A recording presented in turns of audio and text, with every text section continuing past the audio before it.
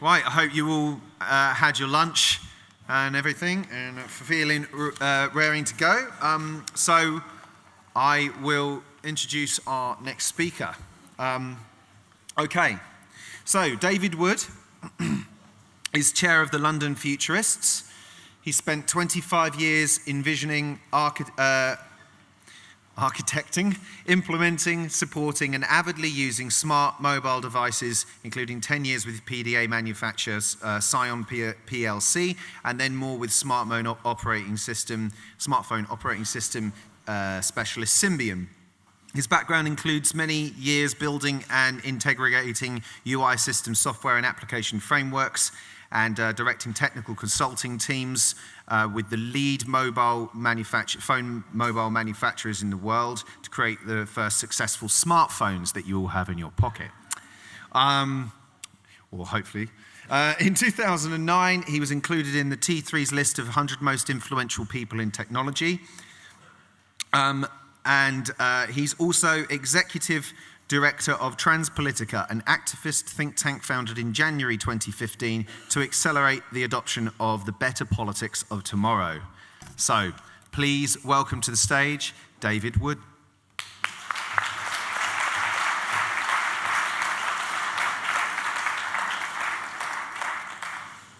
So didn't we have 3 very good talks this morning? When I was personally familiar with all these subject areas, having been at a few Zeitgeist events before, but I thought these 3 talks this morning put things particularly clearly, particularly vividly. So I've got lots of new reading to follow up on from that. And these 3 speakers all looked at key problems in our present day, issues that are demanding answers. I'm going to look at a different kind of problem. It's related, as we'll see, but it's a problem which is going to be brought about by the rapid progress in technology and how it's going to change the nature of work, the nature of employment. And don't laugh, I've given it the title, Anticipating the Rise of Robots, or there's a more technical term for it, technological unemployment. And today this is a bit of an issue, and as I'm going to explain, it's going to become more and more of an issue that's going to require the same kind of zeitgeist change to address it that we've heard about in the morning. And although I've called it a problem, it is also an opportunity, as I'll describe. So to start off with, let's remind ourselves of something of the relentless pace of change over just the last 10 years in terms of what's happened in the world of computing alone. You may have heard there's something called Moore's Law, which summarized, we can say that over the course of 10 years, computers get 125 times more powerful over the course of 10 years. For the same price, for the same size. Or you can do it differently. You can use this improvement in computing technology to get a single computer which runs 5 times faster than before, but was also 5 times cheaper than before. So if it cost you £100 10 years ago, it'll be down to £20 today, and go 5 times faster, and also be 5 times smaller, which means it'll take a lot less battery power. And also, computing can store more information. And then there are improvements to networks. You've heard of 3G and 4G and 5G. There are better Wi-Fi networks the whole time, so data can be shared more. So it's not surprising that many things have changed in our personal computing in the last 10 years. Many things we now take for granted, but which 10 years ago, almost none of us were thinking about or using. Things like electronic books. Amazon announced just a few years ago that they were now selling more electronic books than physical books onto Kindles and other devices. And then there are tablets. Tablets which have been taking over the world. 100 million of them were sold in just a few years, changing the lives of grandparents, grandchildren, many professions, and many other people. We've seen the growth of smartphones, so that many people around the world, even people in comparatively poor environments, in third world countries, are having their livelihoods changed and enhanced by these devices. And then there are applications. There's something called Facebook. 10 years ago, you needed to be a student at a few universities in North America to have a Facebook account. Now, probably most of us love and hate our Facebook account. Many of us spend a great deal of time with it, can hardly remember what it was like before. And then there's Twitter, which is also less than 10 years old. And by the way, we do have a hashtag for this conference today. It's hashtag ZDay UK 15. So if you're getting bored with what I'm saying, then by all means have a quick look at what others are saying about this conference on ZDay UK 15. But I'll try and keep your attention here. Even more remarkable, I think, is the fact that 10 years ago, there was almost nothing on YouTube. I think there was about one video that had been uploaded just 10 years ago. But now we take it for granted that we can send wonderful pictures of cats to each other all the time. And in case that's flippant, let's also remember what else YouTube has given us. Things like Khan Academy, a tremendous free resource of wonderful educational material, accessible by all, so that even the richest person in the world, Bill Gates, has his own children doing lessons on Khan Academy. Not because they're free, but because they're just so good. And of course, Bill Gates puts a lot of his own personal money into the Khan Academy. And then there's things like Wikipedia, which 10 years ago had a few hundred articles in it, but since that time has become a tremendous resource for figuring out, in many cases, what's true and what's reliable. Zooming out a bit more, if we go back 20 years ago, here's the kind of stuff that a guy called Barry Ritholtz, a United States blogger, was using in his daily life. And there's a bit of an exaggeration, but not much of an exaggeration. He says this is what he used 20 years later, instead of all that stuff. Just one device. So he no longer needs to carry that heavy camcorder around, that separate Polaroid camera, a Sony Walkman, a Palm Pilot, and so forth. And as I said, it's an exaggeration, but it shows what remarkable changes have been happening.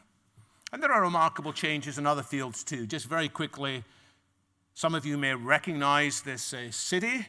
This is from just over 20 years ago. If you look closely, you might see some Chinese writing there. This is the Shanghai famous Bund waterway, and 20 years later, it looked like this. So it is remarkable what we humans can do if we put our minds to it.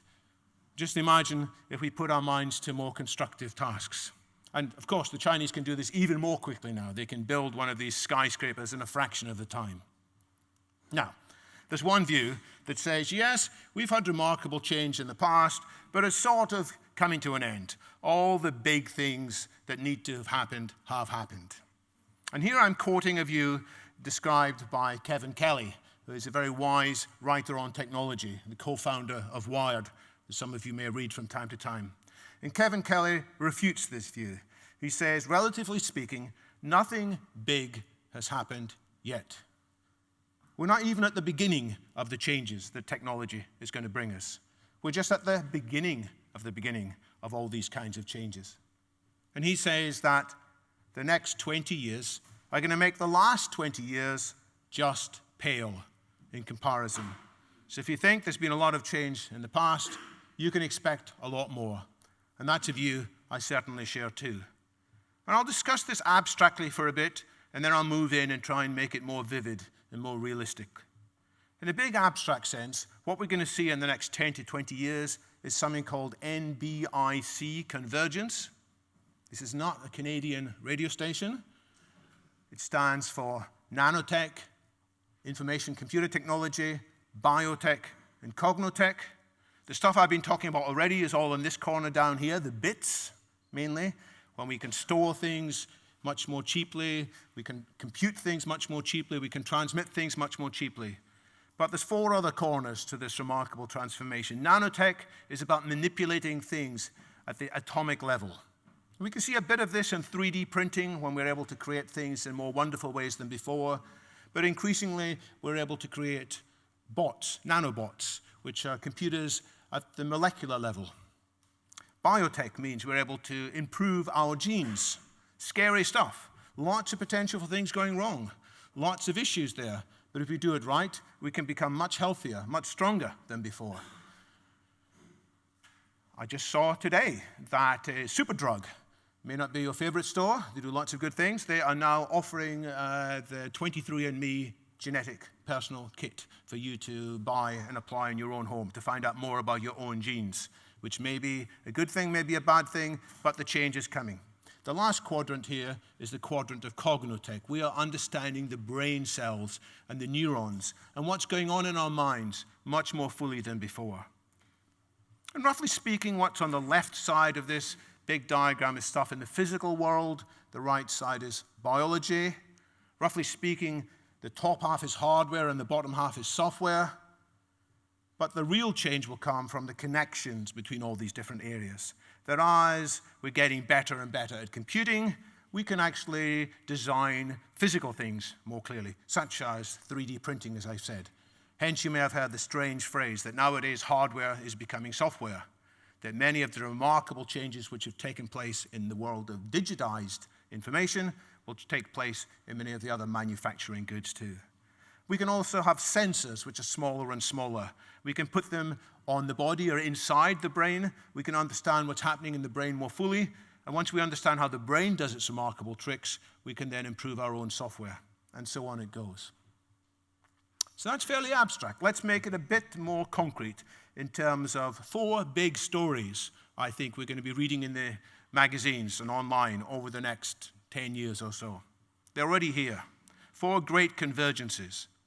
The first convergence is between human and machine. We've had computing devices on our desks and on our laps. We've had them now in our pockets. We are increasingly wearing them on our wrists, in our clothing. We will have them, I believe strongly, we will have them in glasses some stage in the next 5 to 10 years, which will be extremely powerful. And then they'll go inside our body. They'll get smaller.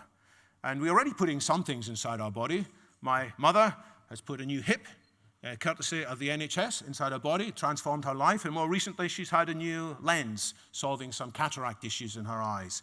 Both cases, she was fearful, but now she's very grateful. That's just the beginning of the changes we're going to have. So increasingly, we are going to become not the $6 billion man, because that's far too expensive, but as this technology becomes cheaper and more accessible, we are cyborgs with computing inside our bodies and outside.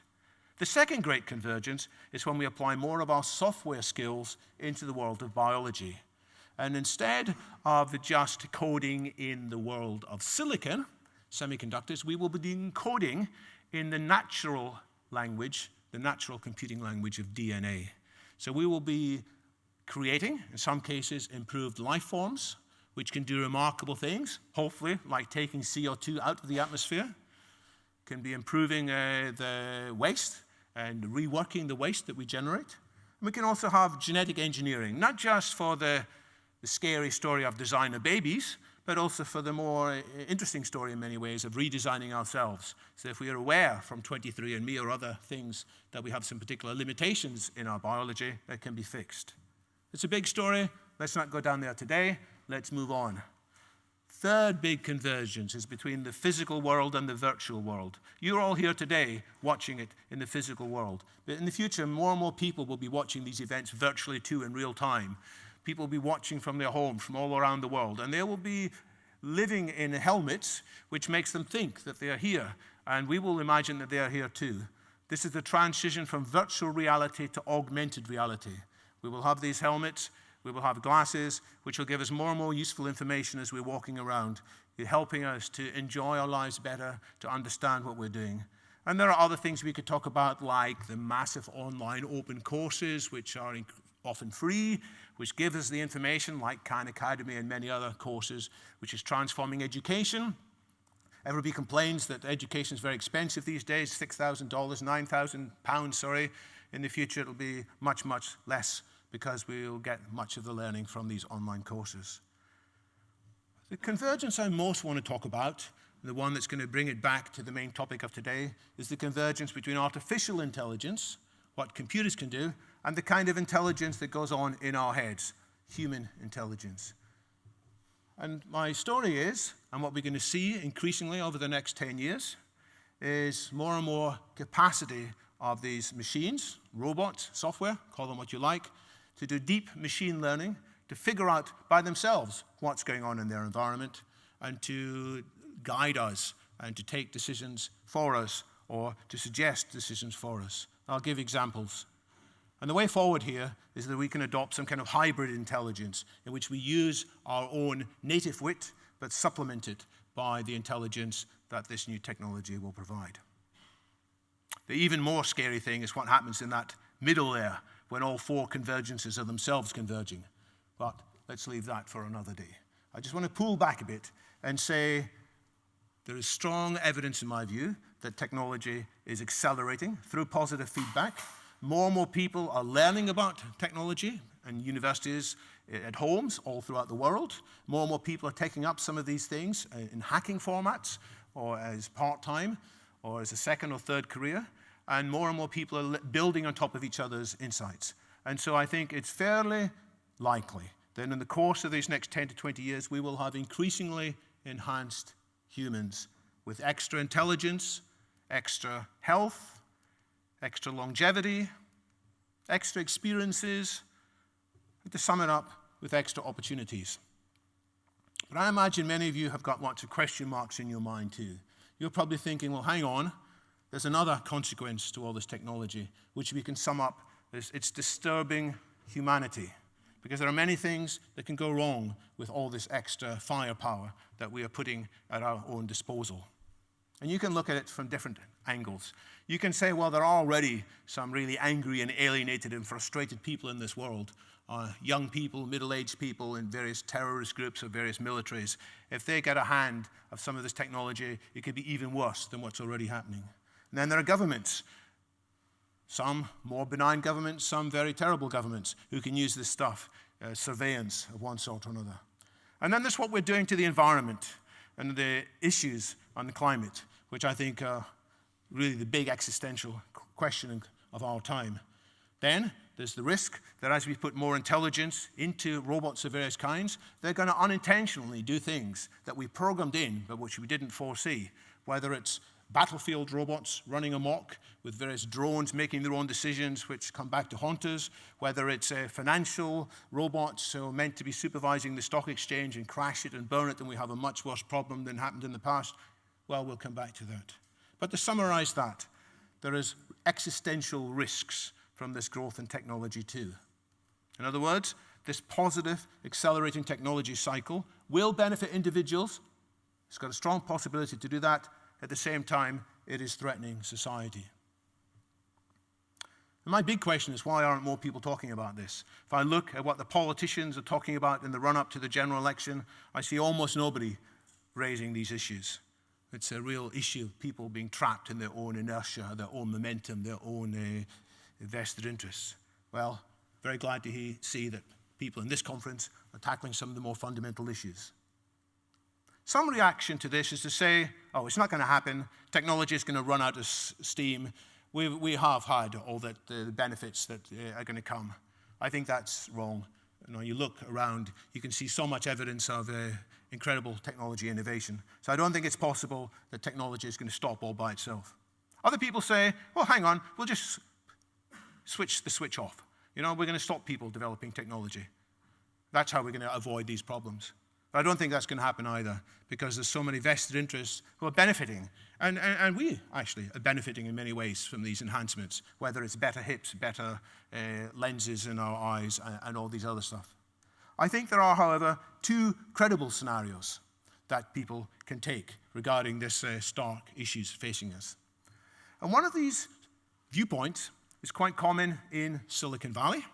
It's quite common in a lot of big industrialists. It's quite common in a lot of startups. And they say, let's just focus on allowing individuals to enhance themselves. Let's not stop these technological companies. Let's encourage more smart research and development. Let's have free enterprise do whatever it needs to do. Let's keep the government out the way, because the government are clumsy, the government don't understand new technology, the government regulators are always solving yesterday's problems instead of tomorrow's problems. Get them out of the way, and we will improve humans. And they say, somewhat naively in my view, they say the world's social problems will be solved as a byproduct. For example, this new technology will be able to suck the CO2 out of the environment. This new technology will have better solar conductors than ever before, better energy storage than ever before, and so that's how we'll solve some of the issues of climate change. This view's got a name called Techno Libertarians. They love technology, and they say, just let us free to progress as we wish. As I've said, I think this is a naive view. It's a politically naive view. It doesn't recognize that there are many issues that will not be solved just by technology alone. That we do need, as well as this research and development, we also need wise regulation, not to stop this, but to steer it, and smart governance. And although government hasn't made a great job in the past of doing it, we who do understand these technological issues, the benefits and the risks, must get more involved. And more than that, to change the social systems. So this viewpoint is called techno-progressives, and I'm very happy to label myself as a techno-progressive, even though I think there's a lot of smart and clever and well-meaning people on the other side of that dimension. Now, you may be thinking of all these existential risks. One of them doesn't really belong there. You may say robot uprising, that's a bit of a kind of a Hollywood scenario, isn't it? So that's what I want to talk to you about next. I want to convince you that this actually is something that we should be considering on roughly the same level as all these other issues down there. And I'm going to show you 4 people who should be fearing the robot uprising. Number 1, there's the elevator operator. When he used to be employed to go in and they take people up the lift and down the lift. When I was young, I remember seeing these guys in various department stores. They've all gone now because what? Lifts can operate themselves. It's not a very clever robot, but the user comes in and presses a few buttons, and you don't need a human operator to solve it. Number 2, the bank teller. You still occasionally can get money from a human being at the bank, but much more often you go and interact with a robot. It's called an ATM, a hole in the wall. Number 3, this guy's looking a bit concerned in there. I think he should be. He is the till operator, is increasingly going to be put out of work by another kind of robot, the checkout. And they're not very good yet. You know, you can sort of get by these checkout tills if you're a bit patient, and often you need a human to come and sort you out. But guess what? They're going to get better. They're going to get 125 times better over 10 years, which is probably going to be a lot better than most of the checkout assistants. Number 4 I've got down there is the passport checker. This angry passport checker is in many cases going to be replaced by iris checkers and fingerprint checkers, and occasionally there'll be an interrogation that you need. So all of these people either have been put out of work or will be put out of work by robot uprising. A whole class of people. This is what used to happen in many companies. When I did my internship in a company in Edinburgh in, 1977. There's a whole bunch of people who looked a bit like this, the typing pool, and they've all been put out of work by Microsoft Office and other software. So they've all gone too. So we're talking now about this technological unemployment. And I can summarize what's going on here by this Dilbert cartoon, in which Dilbert's boss wants to get the admin organizer, Carol, wants her to organize a meeting. So Dilbert's boss strides up to Carol and says, schedule a meeting with Dilbert and Alice for next Tuesday at 10. And before Carol can wake up, Dilbert's phone says, done. Oh, never mind, my phone has taken care of it. And by this time, Carol has woken up and is getting a bit worried. What's she going to be doing with the rest of her life? Admin staff out of a job. And you may have ideas. You may tell her to go and retrain, become a software engineer or a taxi driver or whatever, but we'll get to that in a minute. Then there's all the people who are driving cars. And there's a self-driving car, which for many years people said was an impossibility. There were lots of papers written about how computers would never be fast enough to make sense of who's crossing the street. Is that a pedestrian coming into the street that you need to slow down for or whatever? And initially, cars were terrible, and they would soon stop. They would get stuck in bends. But for the last 10 years, they've been improving remarkably. And they're going to be much safer than human drivers, which is why increasingly we're going to say, let's have computers driving these instead of the kind of distracted drivers. But what's going to happen then to all the taxi drivers? What's going to happen to all the lorry drivers who spend all the time driving freight up and down? Now, you may think it's bad use of the environment to have all that freight being driven anyway, but let's see. There are many people whose livelihood comes from driving today. And if you think about it further, there's probably lots of other people going to be made unemployed because of this, like the insurance salespeople. I'll insure you in case you have a crash when you're driving. Well, no, thank you. I won't have a crash when I'm driving. I'm not driving anymore. And then there are managers. And this is an article from the Harvard Business Review from a couple of days ago, from the Institute for the Future. And they say, you know, Fortune 5,000, Fortune 500 executives spend a fair amount of time thinking about how automation and the internet are changing the nature of employment. Maybe they don't need admin staff anymore. Well, guess what? They rarely wonder about how technology will have an impact much closer to the home on their own jobs. And the people at the Institute for the Future, they wrote this article, Here's How Managers Can Be Replaced by Software. And there's a demo app called iCEO. I think it does more of a project management role than a CEO's role, to be frank. But if you look inside what it does, you wouldn't want to change this straight away. You'd want to test it out. But they have been testing it out in their own use for reports that they are writing inside their own institute. And they are finding that they can use software to manage that whole process much more.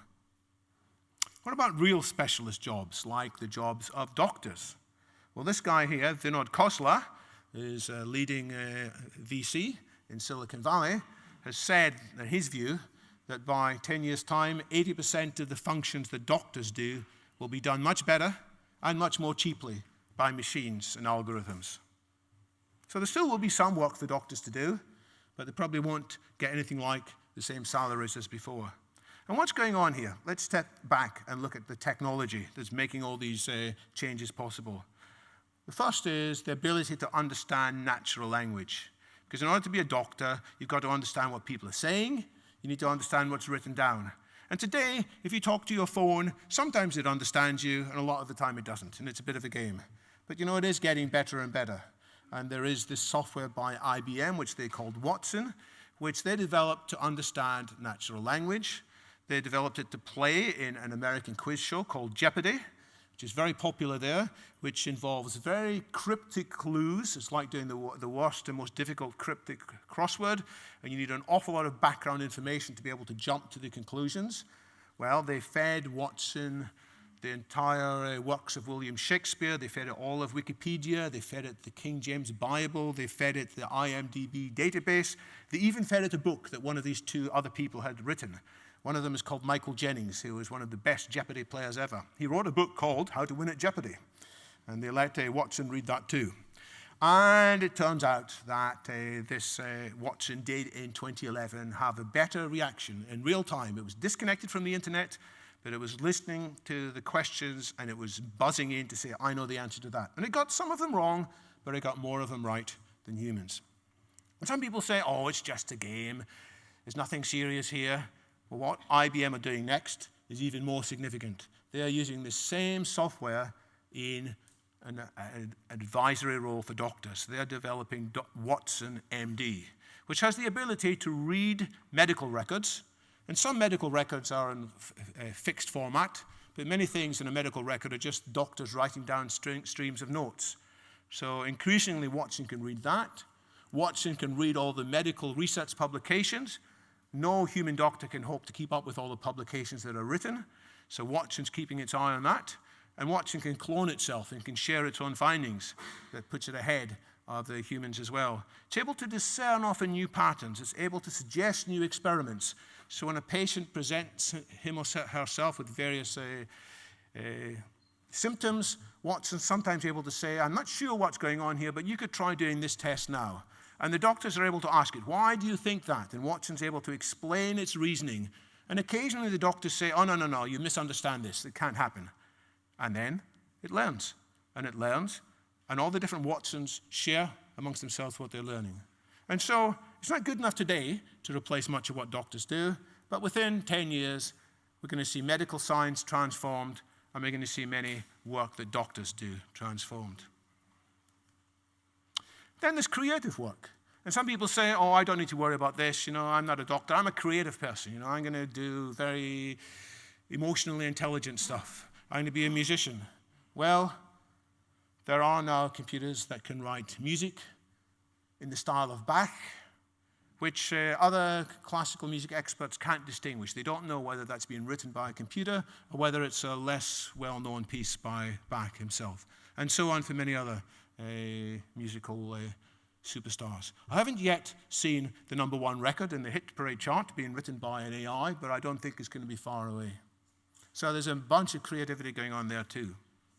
So to summarize, what's driving the growth of technological unemployment is a whole series of new technological skills. There's the understanding of natural language. There's the improvements in reasoning, expert systems, where it's understanding medical connections and so forth.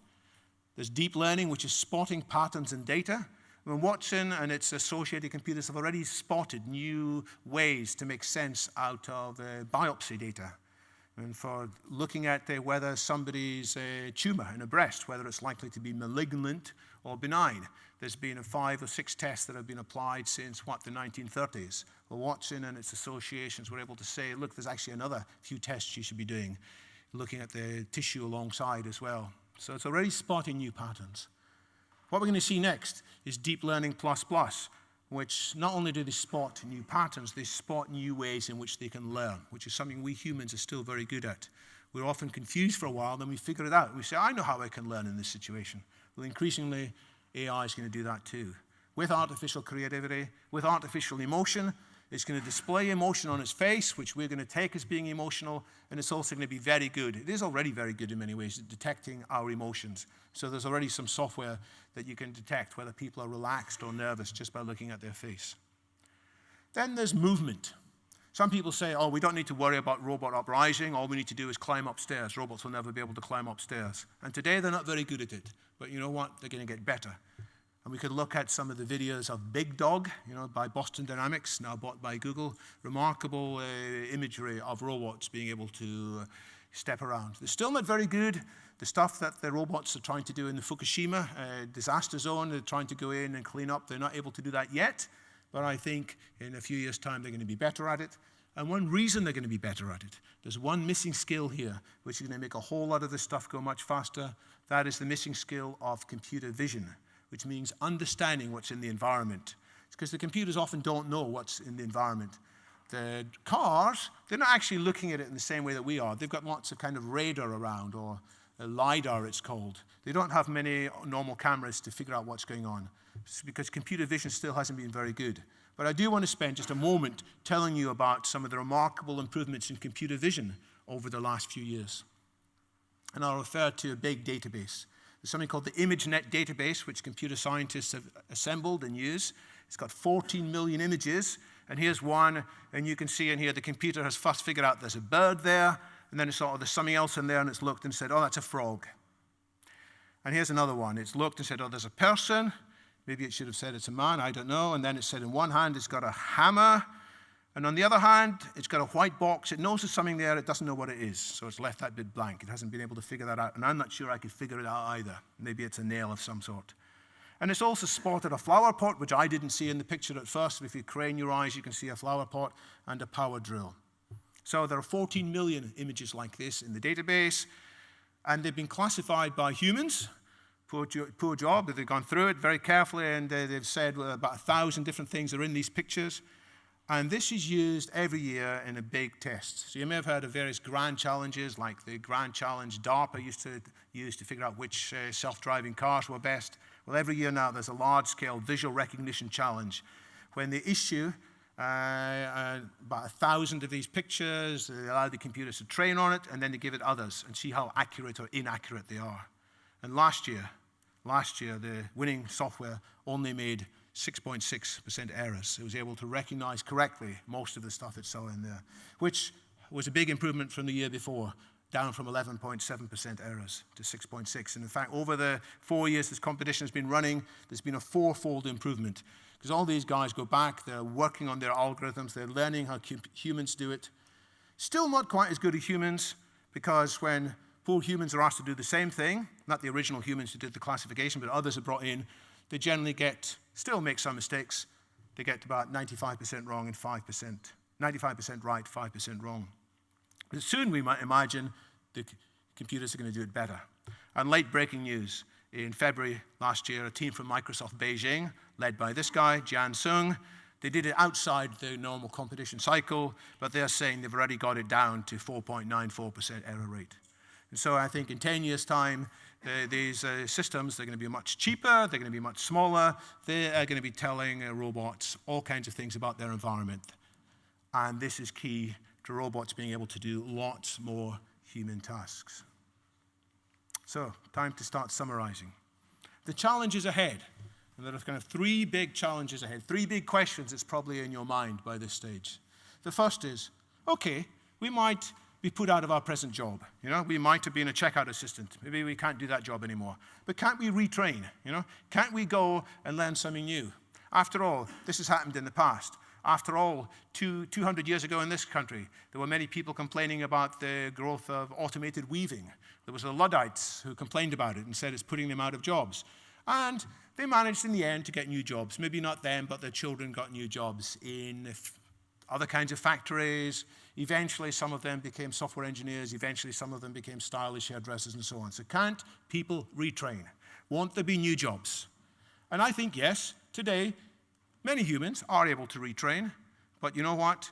As robots are getting better and better, as that pace of improvement gets faster, I think that in some relatively near time, perhaps 10 years, perhaps 15 years, perhaps 20 years, most people, if they try and retrain, if they take 2 years out to learn a new skill, they will find that in the meantime, robots have got better than them. So they thought they were going to do a new job, but robots have got better than them faster. So that's why this is going to be different from all the previous times in history. That's why there's more of a threat here. And I think there will still be some number of human jobs, but probably not very many. Because some people say, all right, I'm being put out of work by some software, but you know, I can go and become a software writer. But you don't need so many people writing the software. If you look at, let's say, some accounting software by Intuit. Intuit's a manufacturer of tax preparation software. There used to be maybe, I don't know, hundreds of thousands of tax accountants around the place. And Intuit came along and wrote their own tax software, and the leaders, the founders of Intuit, became very rich indeed. But you don't need the same hundreds of thousands of people to be doing that. So there's many fewer jobs available by this winner-takes-all dynamic. So I'm saying here perhaps less than 25%. This guy here, Larry Page, who is the CEO and founder of Google, says that probably maybe 90% of the jobs that people are doing, they're really no point in doing them soon. It'd be much, he says, wouldn't the world be a happier place if 90% of the people with jobs put their feet up instead and left the robots to do their work? This is in an interview in the Financial Times late last year. It's worth looking at a few more things he said. He said, same as I've just said, that rapid improvements in artificial intelligence, for instance, will make computers and robots adept at most jobs.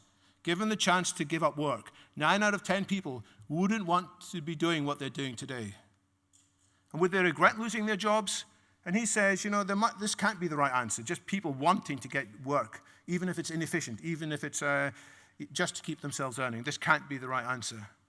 That brings us back to, well, what is that right answer? How can we distribute sufficient income, resources, from the abundance that these robots will be creating, from all the things that they'll be doing? Surely we should find a way to distribute that to everyone in society. And that brings us to the very last slide. I do think that as well as embracing some of this technological possibility, as well as steering it, we need to work very hard on developing a new social contract. Some people call it UBI, Universal Basic Income, which means that people will get enough to have a good life, regardless of whether or not they are, quotes, working or not. I don't think we're going to get there straight away. I saw that only one political party made a serious discussion of UBI in the latest election, the Green Party, and they were sort of taken to bits by aggressive interviewing because they couldn't really explain how they're going to achieve it step by step, and so they stopped talking about it for this election cycle. I don't think it's going to come in overnight. It can be achieved in stages. Many transitional details need to be worked out, but I say, let's put our brains into working that out. Let's have a grand Apollo-scale project. An Apollo-scale project such as it was used to unite lots of effort to put a man on the moon and bring him back in the 1960s. We had an Apollo-scale project in this country in the 1940s, the second half, when we put the National Health Service in place, a grand social reorganization. We need to work on the similar details to transition to something similar for everyone. And it's not just a change in law, it's a change in zeitgeist, a change in mindset, a change in values that's needed. Because today when you start discussing this, most people say, you know, we can't give people money for doing nothing. They're just going to be lazy. They should be pitied. They're undeserving. But I think there's so much evidence against this, now that we understand more about the brain, now that we understand more about the psychology. There's lots of evidence that people actually can do great things with the help of income support. And look at J.K. Rowling, who was on child benefit as she wrote Harry Potter. That may or may not be your idea of the best books ever, but it shows and what can be done. So I think more and more of us will be in this situation. And I see finally that the requirement for employment, which many people have dearly wanted to have, more people have long fought for employment. I say this applies only in the initial phase of humanity. I'm looking forward to something called Humanity Plus. Humanity Plus, in which we don't need to work, in which the fruits of robotic work, the fruits of energy from the sun, the fruits of green technology will be able to be distributed to everybody. The best is ahead, but we've got a big social project to work on first. So if we can navigate safely, we'll get there. Change in Zeitgeist, you are part of that project. Let's go there together. Thank you very much.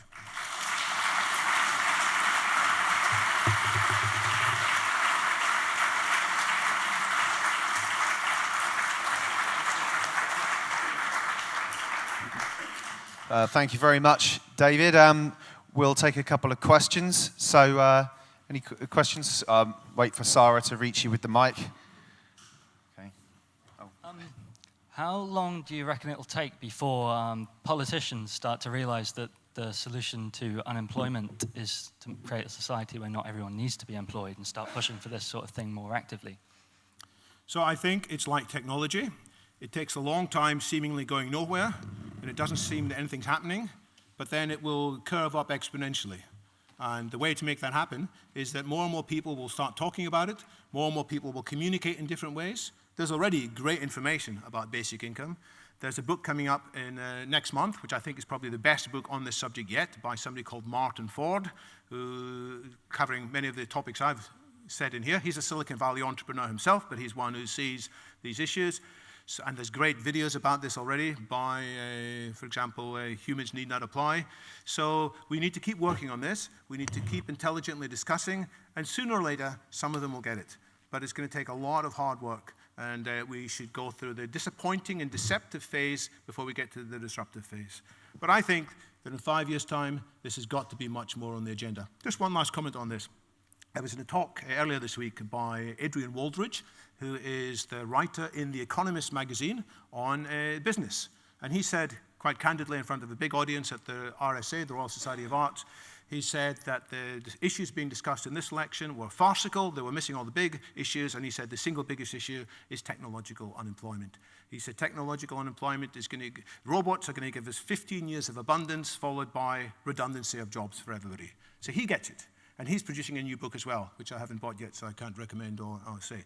So the message is starting to get there, but let's not be naive. Let's not think it's going to happen automatically. We each need to have this conversation with the people around us and to understand more fully. We also need to avoid overreaching and just saying, oh, we can turn a switch and automatically get there. There are lots of concerns about getting there, and we need to work out how we can do it stage by stage. But I think it's possible. Hello. My question is regarding to the increasing gap we see between, and I agree with all the technological advances you forecast for next, decades, and I believe everyone here agrees that. But at the same time, we see that our society and the institutions that we have now in place have been created with values and structure of 19th centuries, and they become increasingly obsolete to what the future of society, waits for us. So my question to you is that how can we increase the dialogue and to bring up these questions to the current government structures in order to make this process towards the future available, and obviously, basic income is not just the end goal, right? We need to go further over that. So if you can talk a bit about that, thank you. Yeah, I think you're entirely right. The end goal is not basic income. The end goal is everybody living a full human experience with all that they need, which includes healthcare and education as well as the income. How do we make this change? I think you're entirely right. It's to do with people's values. And often people have a strange set of values which they've inherited from the past. And we need just to be better at telling stories. Some of this will be in Hollywood stories, and often, unfortunately, they tell them for entertainment values instead.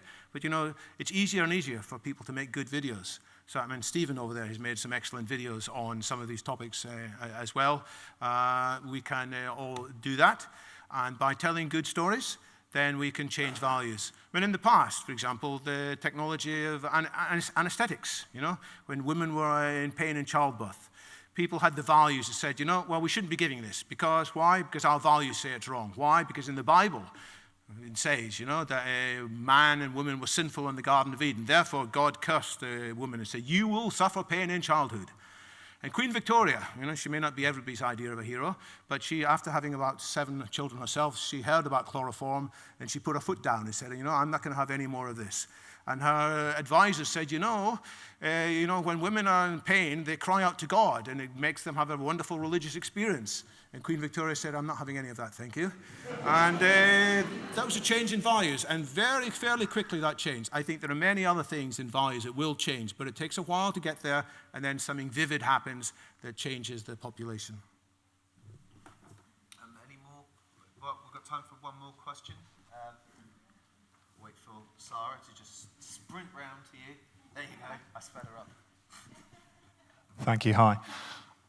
In climate change, there are best case and worst case scenarios for when the possible consequences are going to occur. Are there similar projections within the train of thought which you promote with respect to technological unemployment? So you mentioned 20 years. Is there a case where inertia could make it 50 years, or where something happens, a tipping point, and it happens a lot quicker? So this has not been analyzed to anything like the same extent yet. All we can say is there are various scenarios. And I think most people who look at it have to say, we can't be sure. To what extent will there be new jobs created? There probably will be new jobs created we haven't thought about. And to what extent are robots going to get better, faster than we thought? So there's just a range of possibilities. But because we're unsure, it doesn't mean we don't do anything. We're unsure when the climate change is going to kick in. And people have got some more ideas, but it's still uncertain when there might be positive feedback of the methane gas escaping from the Siberian tundra. It might even be happening tomorrow, that there's enough Siberian gas, the Siberian tundra melts and a huge amount of methane is released, and suddenly the atmosphere cools rapidly in the next 10 years. So we've got to prepare. So even though we don't know for sure when these things are going to play, we can say there is at least some probability that it's going to be happening quite quickly. There is some probability that more and more people are going to be angry and alienated. This is going to drive, I didn't say much about it, but it hooks in a lot to the inequality question, because the people who are still in jobs are doing very well. The people who are not in jobs are increasingly poorer, and it might drive a whole bunch of alienation and angry people, and some of it will be channeled in positive political fury, and some of it will be channeled into, we might say, very destructive forces. And then we might have a reaction in terms of the government overreacting with very strong policing, and we might go backwards more quickly than we'd expected. So I want to avoid all of these violent outcomes. I want to do exactly what the Zeitgeist Movement says, which is to have a discussion about this along changing the train of thought and helping these ideas to become self-actualizing. Even though we don't know all the answers, we should have this discussion.